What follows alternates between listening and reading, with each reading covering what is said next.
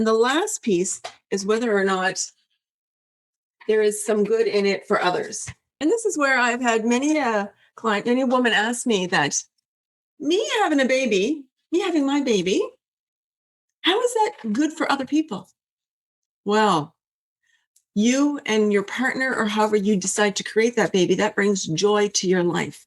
You're bringing a new life into this world, and you're bringing joy to the world because we don't know what the dream will be for that new life, for that baby that you're going to have, and what impact that baby is going to have over tens and hundreds and thousands of people over the course of its lifetime, of his or her lifetime.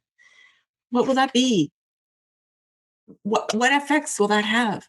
And as you're learning these principles, what amazing things can you instill in your child over the course of its lifetime, that it will have a lot of these skills and can implement and share those skills with others and really become, who knows, whatever he or she decides to do. So there is good in it for others.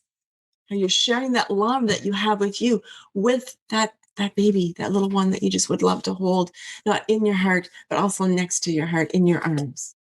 So today we're going to go over the piece of the core values. And your core values, as I said, are those standards and principles that are really essential to you. There's a lot of values that you can have, but the core ones that are really, really important. And just like with our vision, when we talked about the core values, it's really important to be very, very cautious with your words. You talked about when you're writing your vision, knowing that there is the imagination you want to lean into, yes, knowing what your discontent is, but you don't want to wallow in it. You don't want to phrase that. You don't want to be leaning into, I want to be pain-free. I want to be debt-free. We don't want to have all those words coming this way. So we also want, with our core values, to have a similar approach. We won't want to be saying anything that would have energy that we wouldn't want to attract to our life. So knowing that our values and beliefs, these are just, they unconsciously drive us. Although you consciously create them, we've absorbed them unconsciously.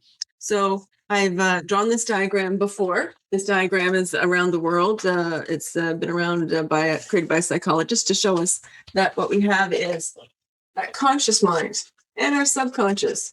And this is where our thoughts happen. And we talked about this as well before. So our thoughts come up here in our conscious mind because we have input from our five senses: what we see, what we hear, what we taste, what we touch, and what we smell. So this is where we have our conscious thought process. But then we get into our subconscious, and our subconscious has to accept what is given to it, real or imaginary. So whether it's, as I said before, you've got that saber-toothed tiger coming to attack you, but I'm standing here in my living room, that's really not the case. But I can create that in my conscious mind, and my subconscious can't determine. So it's going to show me what I'm feeling, and I can maybe have my heart rate raise up a little bit while I'm having this happen as I'm thinking and leaning into it. So if I can really hear that roar, I can have that, I feel that little shiver going up and down my spine. And if I'm really imagining, as I can see, saliva dripping from his teeth as it's making its way to pounce to me, I'm feeling that tension, that freeze, fear, that fight, flight reaction. So what you have in your subconscious creates those feelings in your subconscious. And those feelings, as we see, happen into the body, where we have the emotions causing, as I said, the heart racing, that shiver, chills up and down the spine. And then from there, I can create, and it causes me to take certain actions that will lead to the result, whether or not I run away. And so knowing what is the truth about all of this is really, really important, because your values, as I said, they can be innately created within you,